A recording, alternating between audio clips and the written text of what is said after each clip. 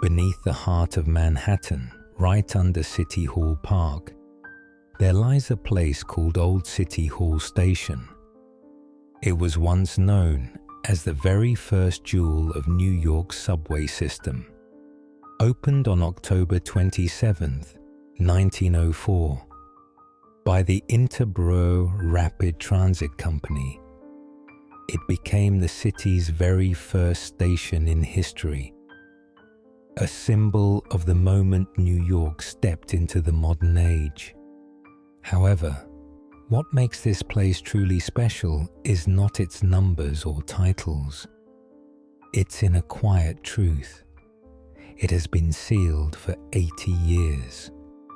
The hall that once glowed with chandeliers and echoed with the sound of the first departing train now holds only darkness and memory.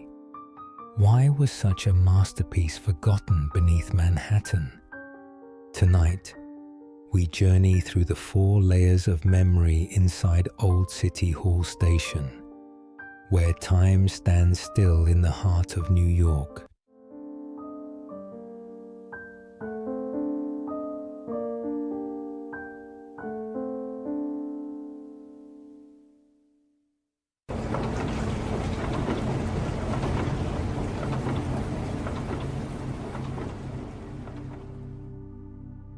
In the early 20th century, the city was growing so fast that it could no longer keep up with its own breath. The population was surging. The streets were overflowing with horse-drawn carriages, trolleys, and the endless sound of horns. Wheels scraped against cobblestones, smoke from coal engines mixed with fog, covering the narrow avenues in a heavy grey mist. The air, the dust, the noise. Together, they made Manhattan feel like a body working beyond its limits. Streetcars on the surface were jammed. Each line stretched only a few blocks before grinding to a stop.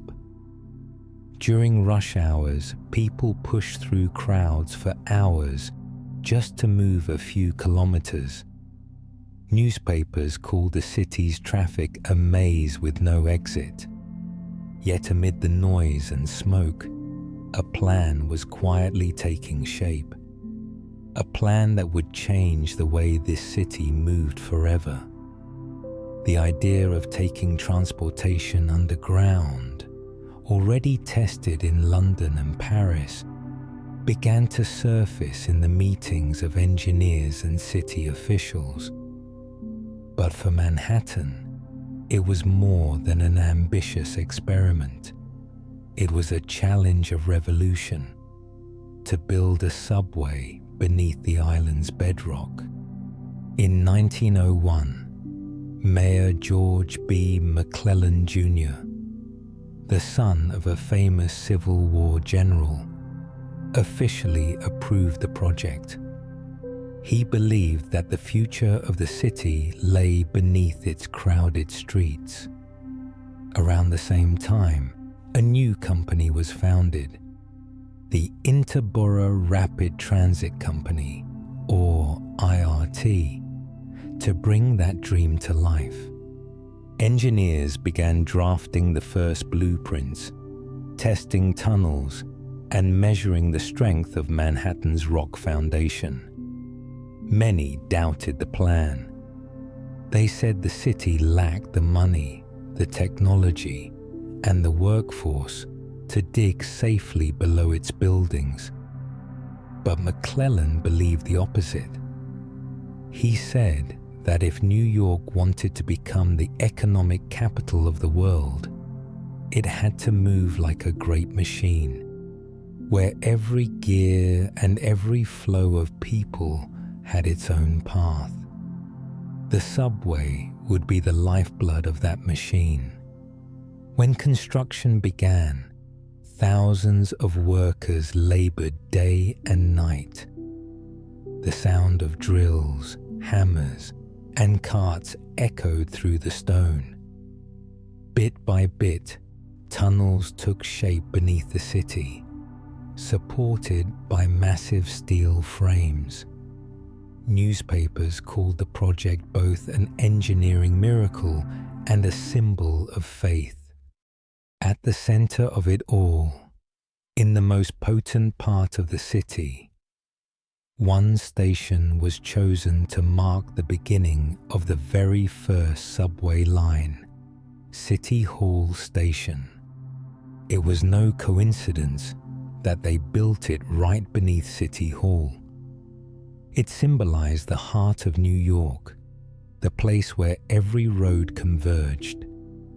The station was meant to be the face of the entire system, the first doorway through which people would step into a new world, a world of speed, order, and modern life. To the designers, City Hall Station was more than just a stop on the map. It was a symbol of the city's identity. It was a declaration written in brick and stone, a statement that even a piece of infrastructure could be art. They called it the showpiece, the jewel that marked the birth of the underground age. The project had two primary goals: engineering and aesthetics. Engineering, to prove the system could run safely below ground. Beauty, to remind the world that New York was not only a city of commerce, but a city of vision. From the very first sketches, they wanted this place to be different. Not just a station to pass through, but a place to behold. No one could have imagined that the birthplace of this dream would one day be left behind in darkness. But in 1904, everything was still filled with light, with faith, and with the sound of a city digging deep into itself to reach the future. McClellan often said, "The future of New York lies beneath our feet." When he looked at the subway map, he pointed to the first station, City Hall, and said, "We will begin here, right beneath the place where the city was born." And from that place, they laid the first bricks of a symbol not only of engineering, but of beauty. City Hall Station was entrusted to two architects, George Hines and Christopher Lafarge, the men who shaped New York's early 20th century architecture. The city needed hands delicate enough to turn iron and brick into a dream, and they found them in Hines and Lafarge. They didn't want to create a structure based solely on engineering. They wanted to create a space that would inspire passengers to look up in wonder the moment they stepped inside. Their vision was to blend the elegance of old Europe with the precision of modern American design, turning the city's first subway station into a statement of beauty and purpose. Under their hands, City Hall Station became more than the start of a journey. It became a doorway to another world, where light and stone told the story of an urban dream.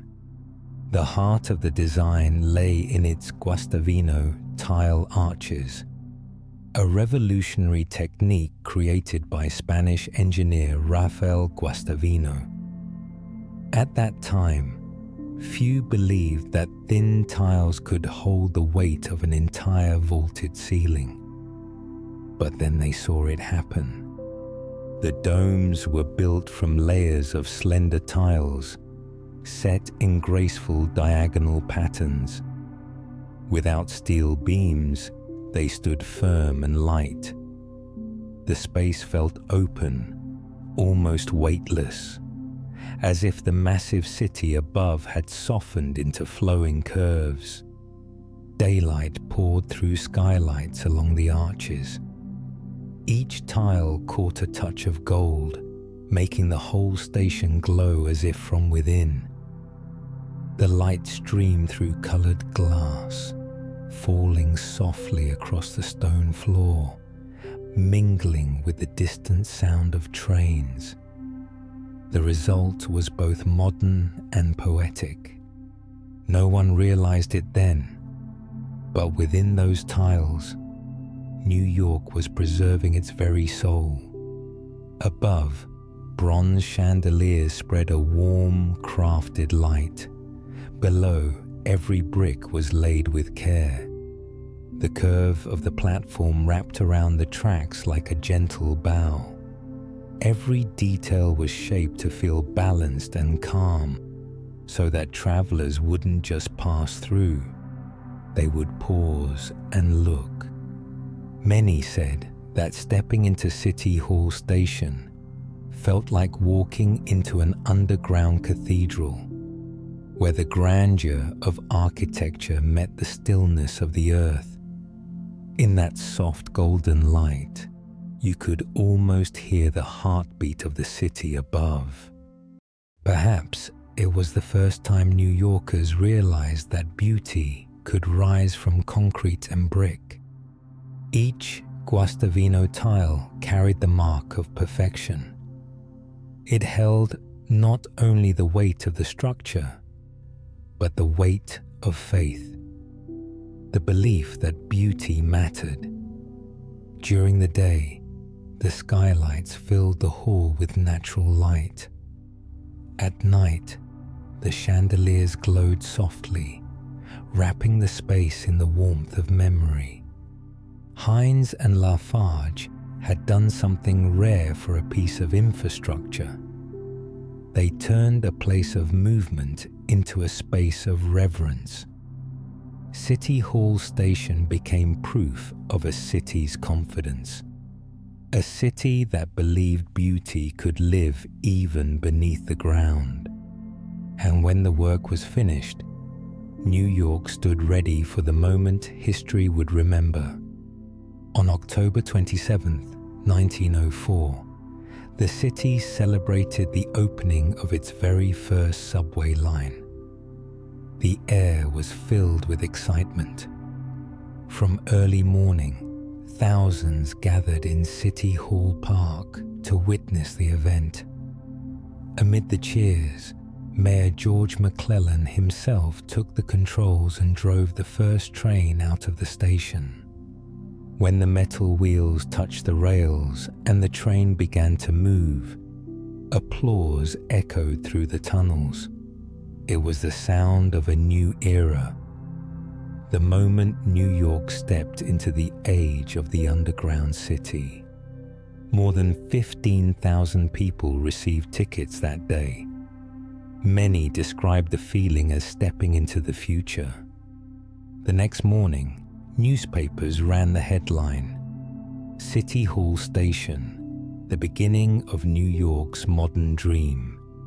Photographs showed passengers in coats and hats standing beneath the golden arches, looking up at the glowing chandeliers.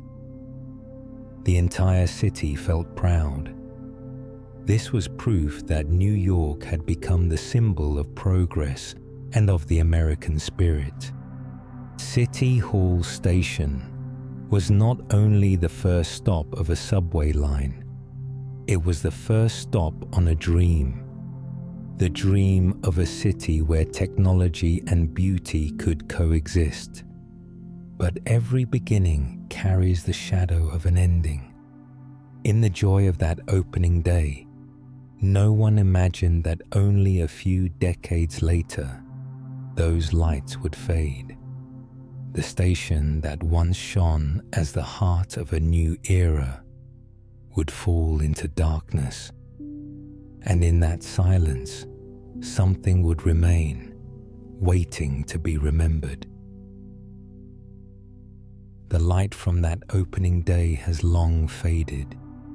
New trains now rush through Manhattan, carrying the breath of a city that never stops growing. But somewhere deep underground, where the golden bricks of City Hall Station still lie silent, memory refuses to sleep. 4 decades after that bright beginning, New York was no longer the same. It was no longer a city of short, quiet trains. Millions of daily journeys demanded more space. The new subway cars were longer, heavier, and far more crowded. But within that expanding network, City Hall Station, the city's first, began to fall behind. The place that once stood for modernity could no longer keep up with the very progress it had started. Sometimes, what makes something significant is also what leads to its end. The station's design dated back to 1904, when trains were only a few cars long. Its track curved gently into a perfect arc, built to let trains turn around in the narrow space beneath City Hall. It was once an engineering wonder, but over time, that same graceful curve became a problem. When the new, longer trains began to run, the gap between the platform and the doors widened along the bend. Passengers could slip, especially during rush hours. The gateway, once celebrated as the first door to the underground world, had now become a safety risk. Engineers tried to fix it, but beneath City Hall Park, there was no room to expand. Above were the foundations and pipes of City Hall. Below was solid granite. Any change could shake the ground beneath the city's heart. Meanwhile, just a few hundred meters north, the Brooklyn Bridge City Hall Station had been expanded. Its platform was straight, long, and perfect for modern trains. Commuters began to change their habits. City Hall Station grew quiet. From the city's first doorway, it became the stop no one remembered.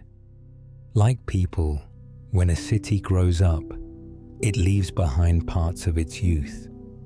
In December 1945, as America emerged from war, New York made its final decision. City Hall Station would close. On December 31st, the last train left the station in silence.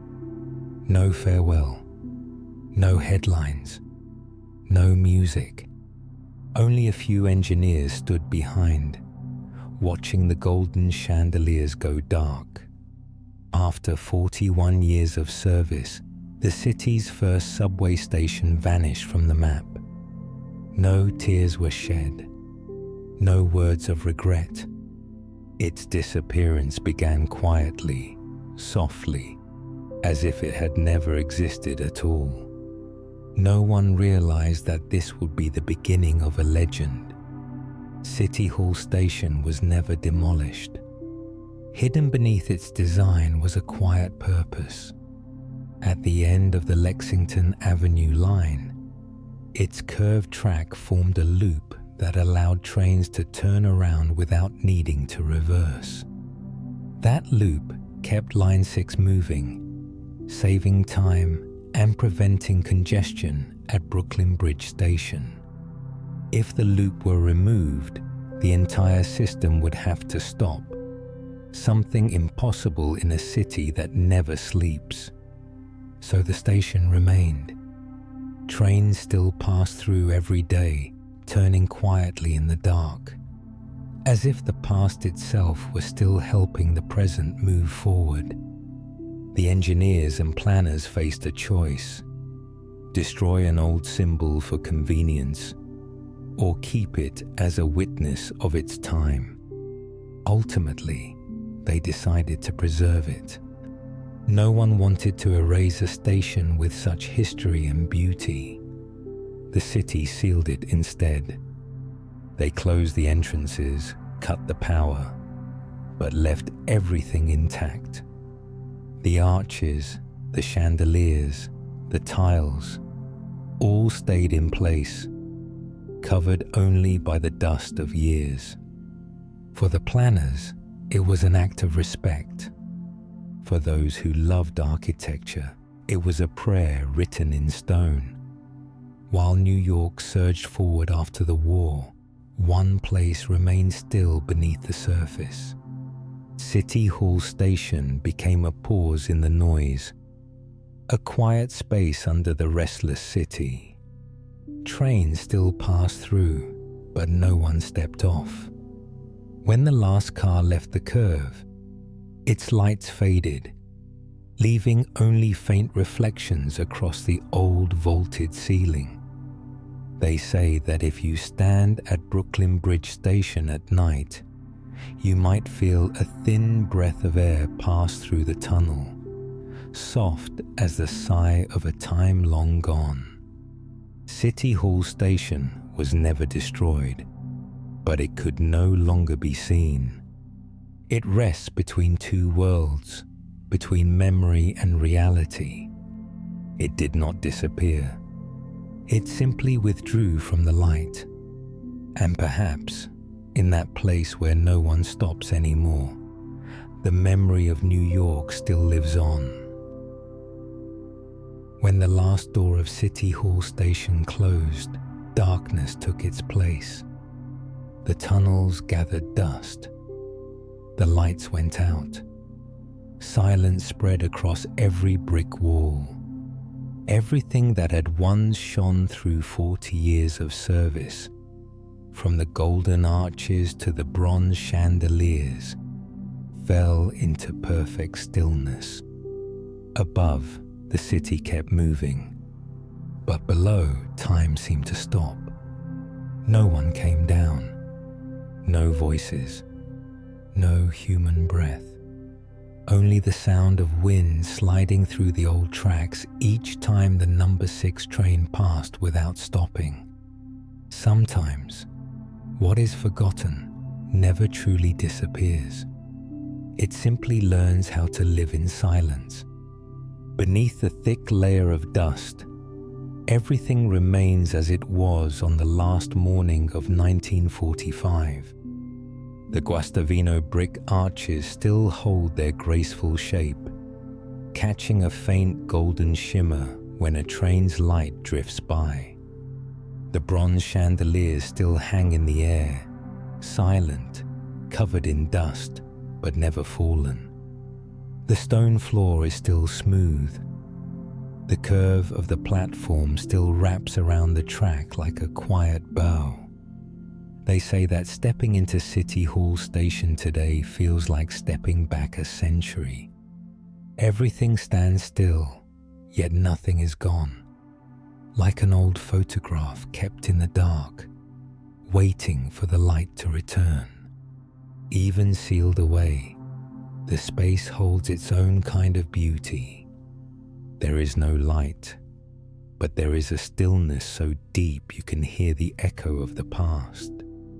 Perhaps only here can one feel the slow heartbeat of another New York, a city of time, of memory, of things that once shone bright, but now rest in shadow.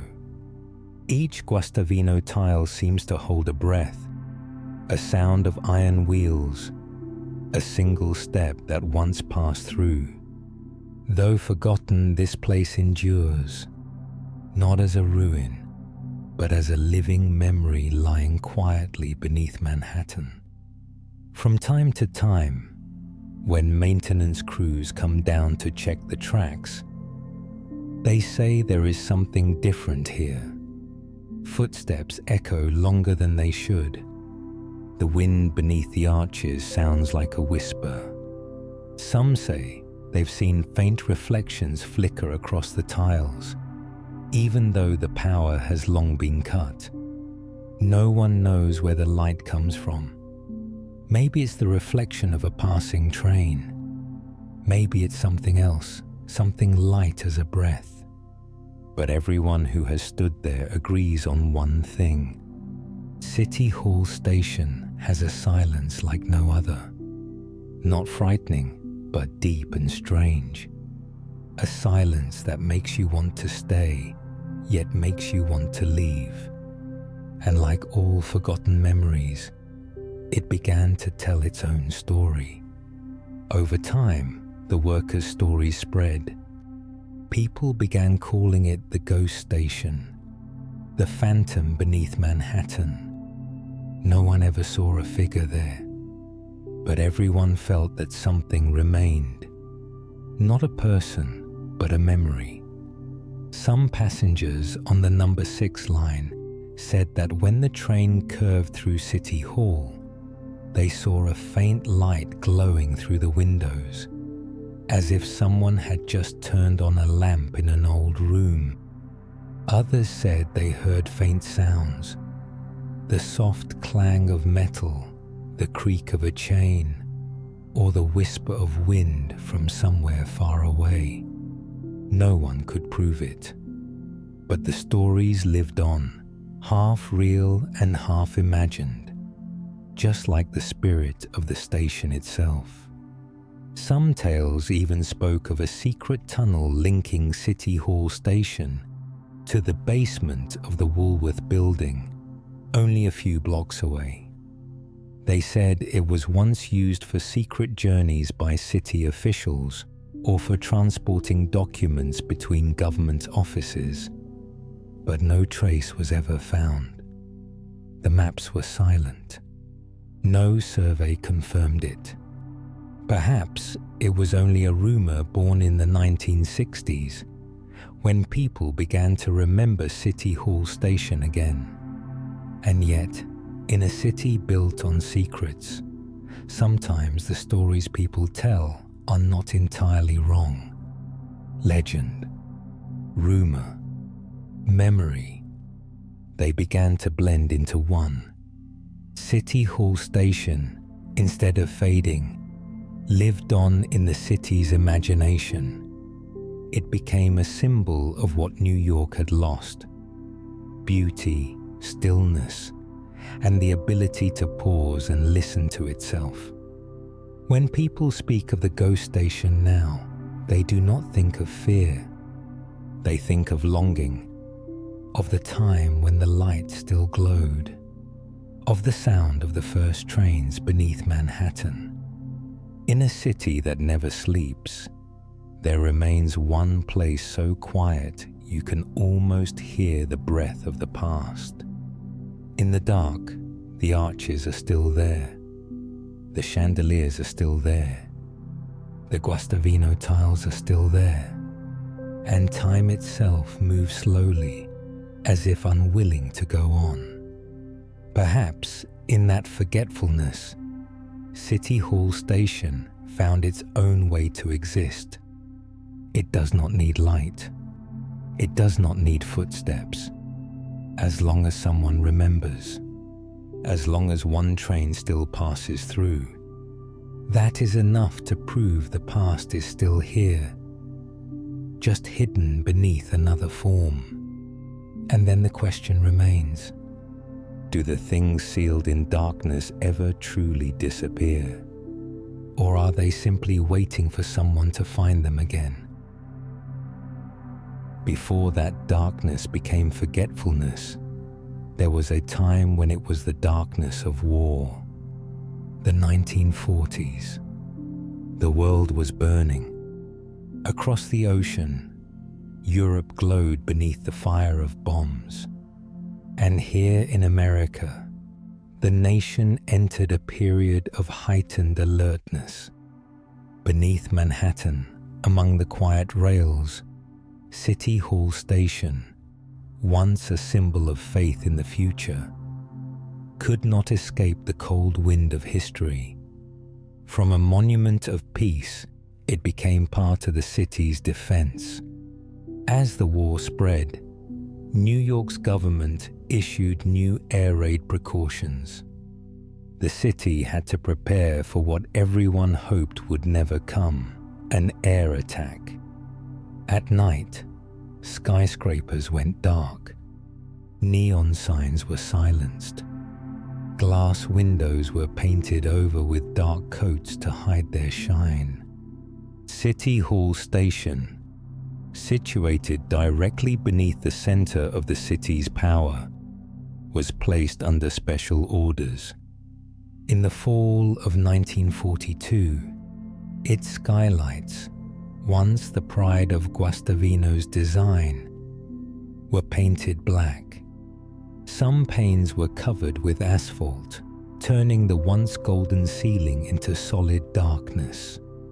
Light, the very thing that gave the space its magic, was now forbidden in the name of national security. From a symbol of light, City Hall Station became a place where light itself could not exist. In that darkness, the station seemed to change its nature. It was no longer the showpiece of the subway system. It became an anonymous chamber where silence was the rule.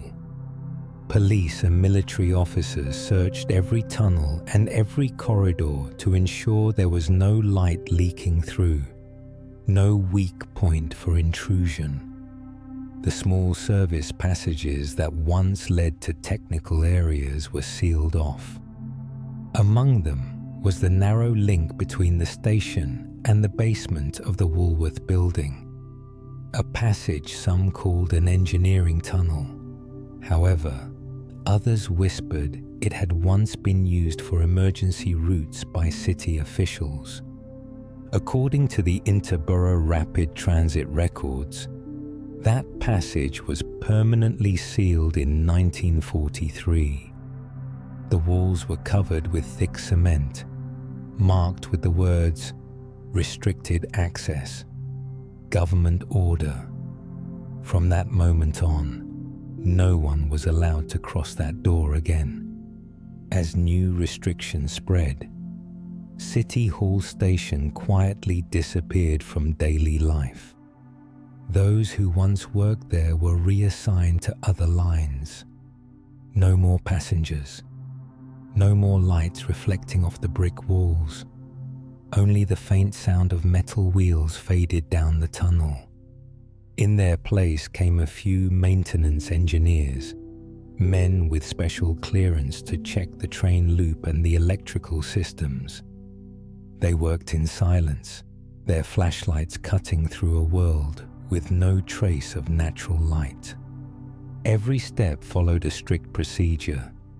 No bright lights, no wandering from assigned zones, no mention of what lay beneath City Hall. City Hall Station became a forbidden zone, a place where even light obeyed orders.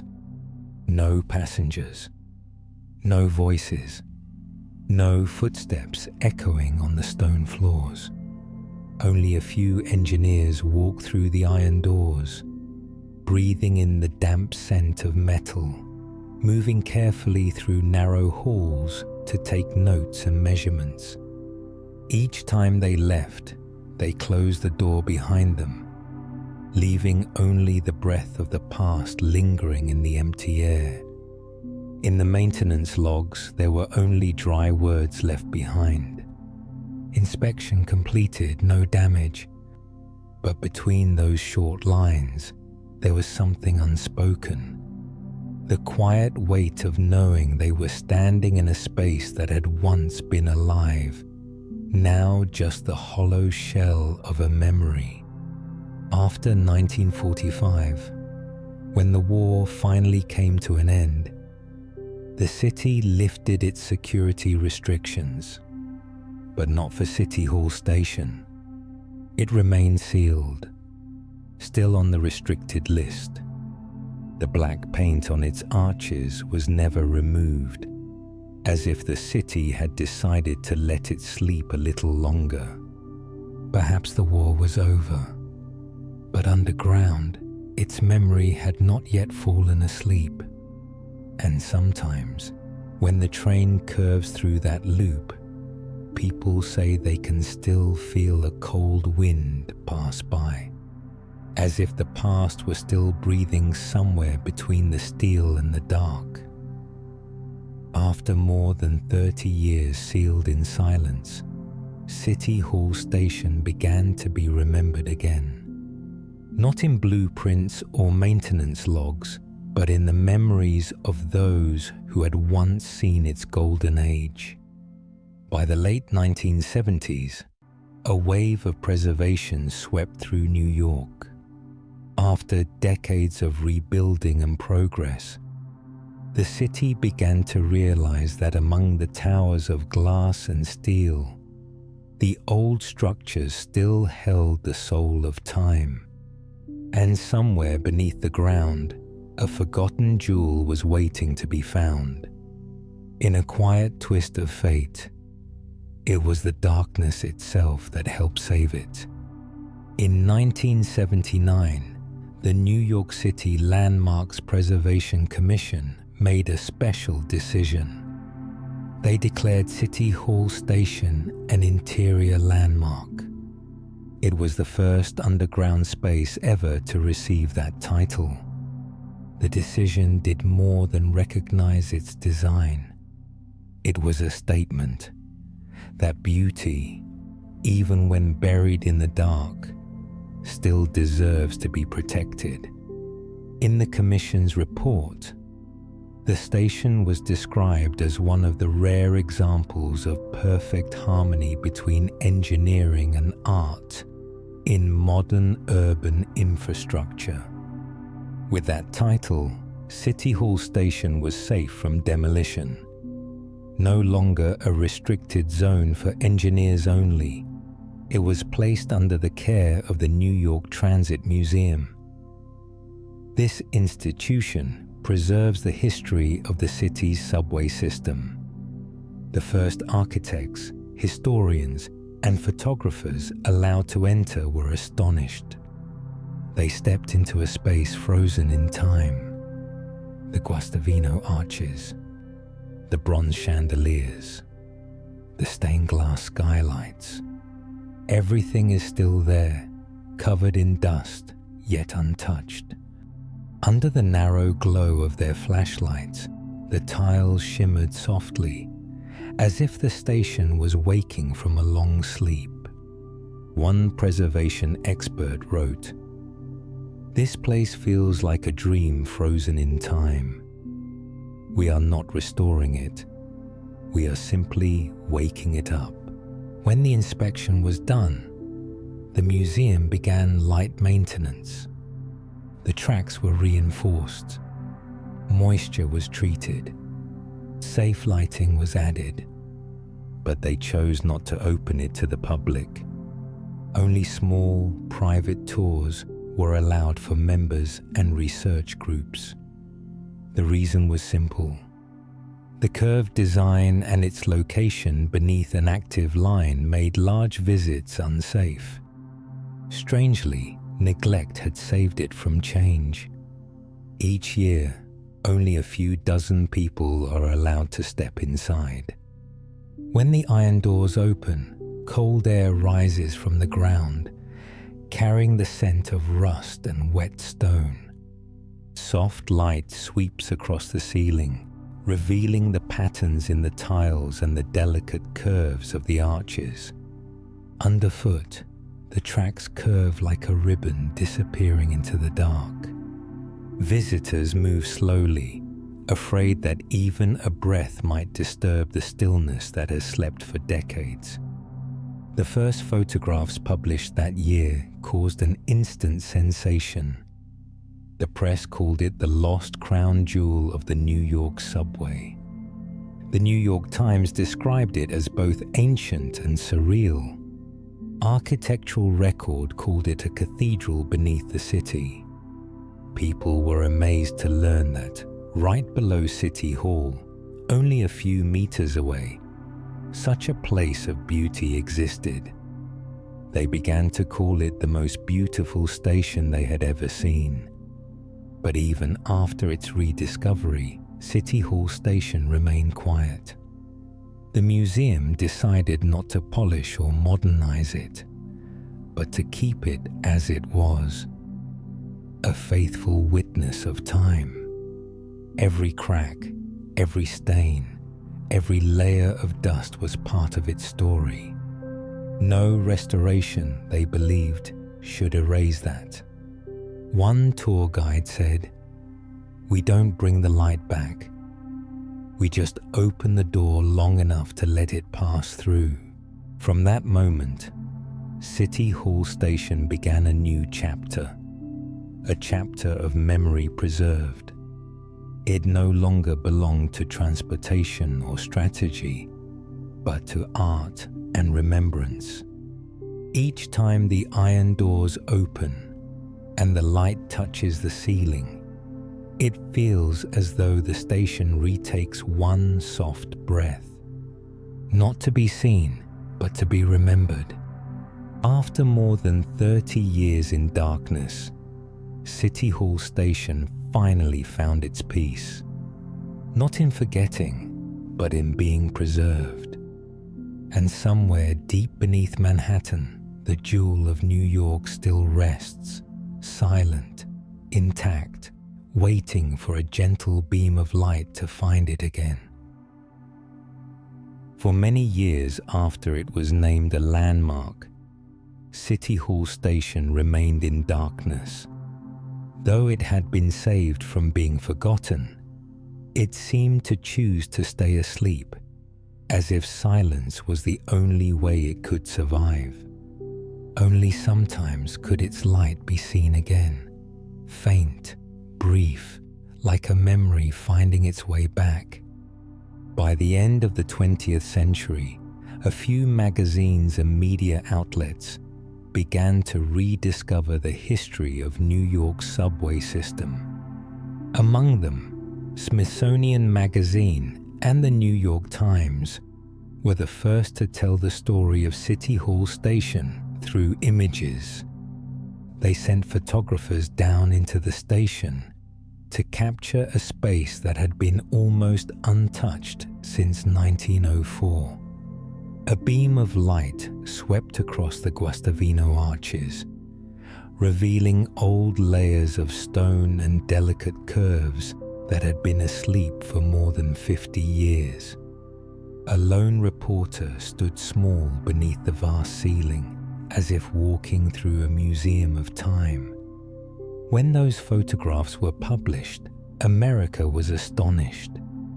Beneath the noise of Manhattan, there was still a place like this, untouched, unreconstructed, waiting in silence to be remembered. Not long after, PBS and National Geographic came too. They filmed short moments in the corridors, where soft light reflected off the curved ceilings, creating a space that felt both real and dreamlike. No background music, no long narration, only the natural echoes of the tunnel speaking for themselves. When those films were broadcast, millions of Americans saw for the first time a station that had vanished from the map since 1945. City Hall Station seemed alive again, not through the sound of trains, but through the stillness of memory.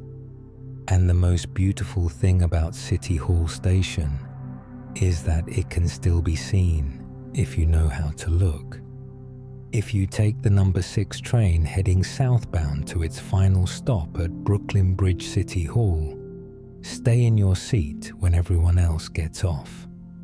Do not leave the train.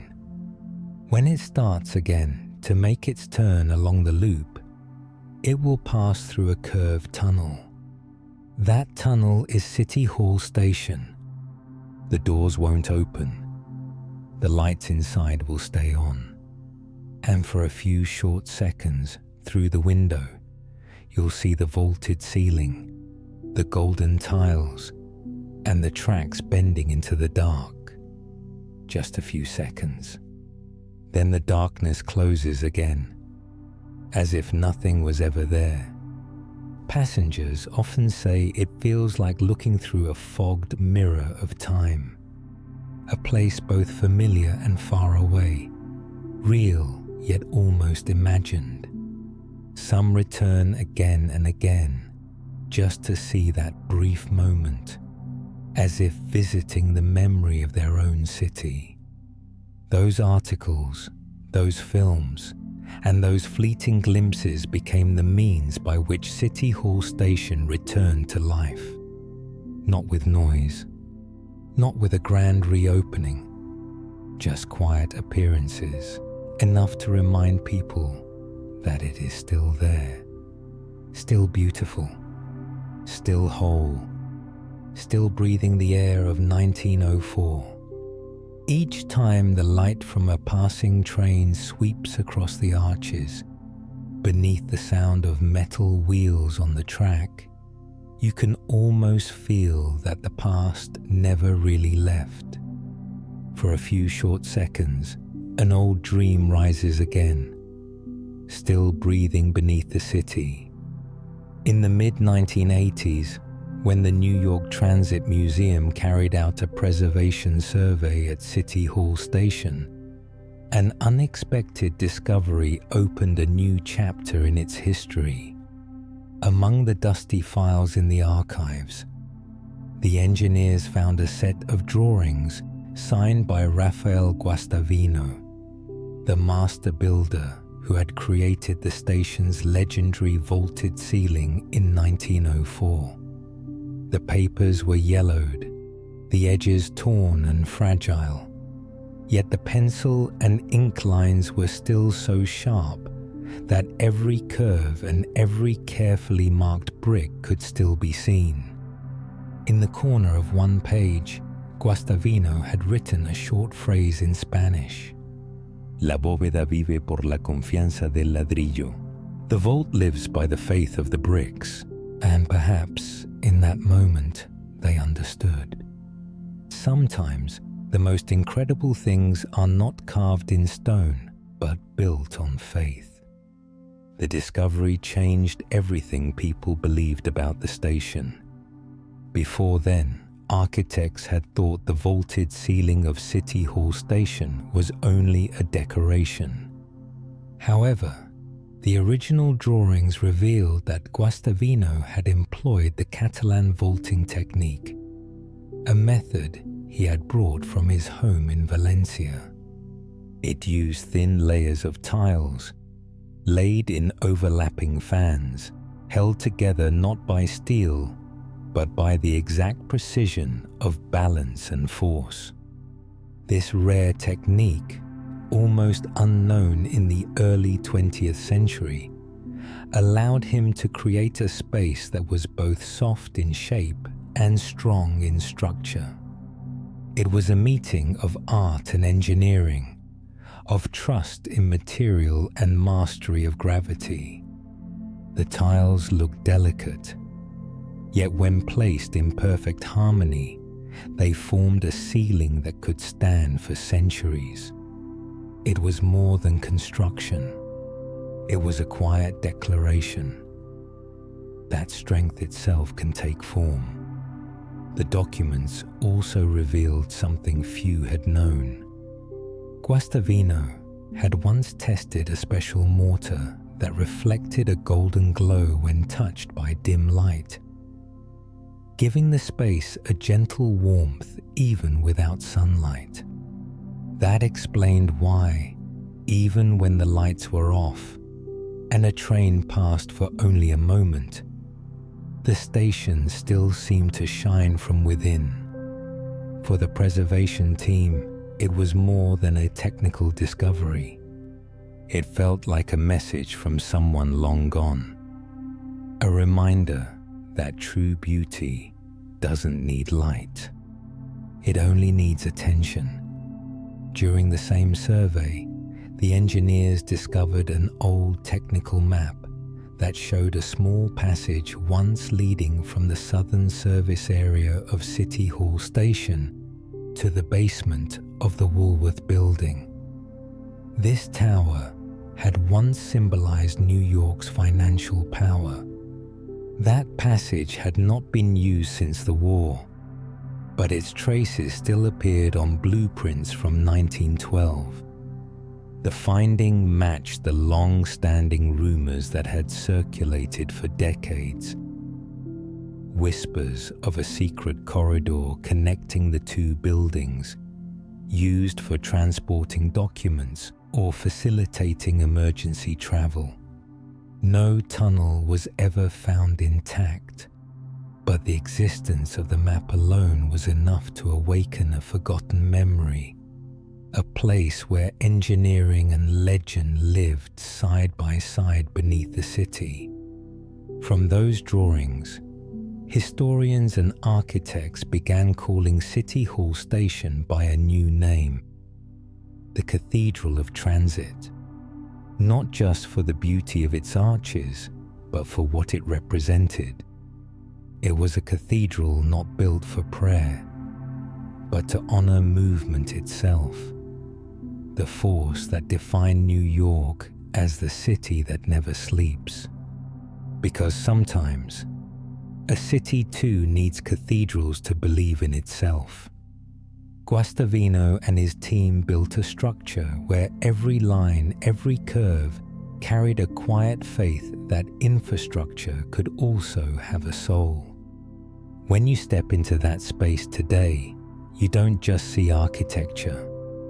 You see a philosophy that New York once believed in beauty, even in the places no one thought to look. Each brick holds more than its weight. It embodies the spirit of an era, a time when creating something beautiful for the public was not an act of luxury, but a duty. The small cracks on the walls and the stains on the tiles do not detract from its beauty. They give it life, like the skin of something that has lived for 100 years. Today, as the number 6 train still glides through the curve, every turn of the wheels feels like the breath of a memory still alive in steel and stone. Guastavino is gone. The men who opened the station are no longer there, but their work remains, whole, strong, breathing quietly with the city. Perhaps the real mystery is not in the walls, but in how New York continues to keep its memories, as if it knows that someday someone will listen again to the voice of the past. And when the next train passes through City Hall Station, between the darkness and that brief flash of light, the past will open its eyes once more. From that bright morning in 1904, when Mayor McClellan himself drove the first train, to the final day of 1945, when the station doors closed in silence, City Hall Station completed a long journey. From pride to oblivion to a quiet revival through limited tours. More than a century has passed. Yet beneath Manhattan it remains untouched, like a mirror reflecting the memory of New York. Each brick, each curve of the vaulted ceiling, each dust-covered chandelier holds a fragment of an era that has gone. A time when the city believed that beauty and engineering could breathe together in one heartbeat. From the excitement of its opening to the darkness of 1945, and to the years of quiet preservation that followed, City Hall Station never truly disappeared. It simply changed the way it existed, from a structure of the present to a memory of the past, from a place that welcomed passengers to a place that now welcomes remembrance. The limited tours, the photographs, the films, they are only small doors that open toward time. Through them, people catch a glimpse of what the city once forgot, that even among steel and concrete there still lingers a quiet human warmth. And perhaps, It is the forgotten things that make this city feel more alive. History never disappears. It only moves deeper, to a place where light fades, but breath remains. Somewhere beneath the streets, beneath the echo of the trains, some stories are still asleep. City Hall Station is one of them. A memory that doesn't need to be retold, only listened to in silence. Each time the number 6 train turns through that curve, the wheels touch the rails and the sound rises softly, like the slow, steady breath of the city itself. From above, no one would know that right beneath City Hall Park, there is still a place that breathes, slowly, quietly, a place where light and memory meet. Among the golden bricks that have slept for 80 years, time does not pass. It only settles, like a thin layer of dust resting gently on the Guastavino ceiling. And in that brief moment when a train glides by, when its light brushes across the tiles, New York seems to see itself again. It sees its past, its present, and the things it still keeps hidden. Thank you for walking with me through this corridor of memory, a place where the past is not just told, but heard.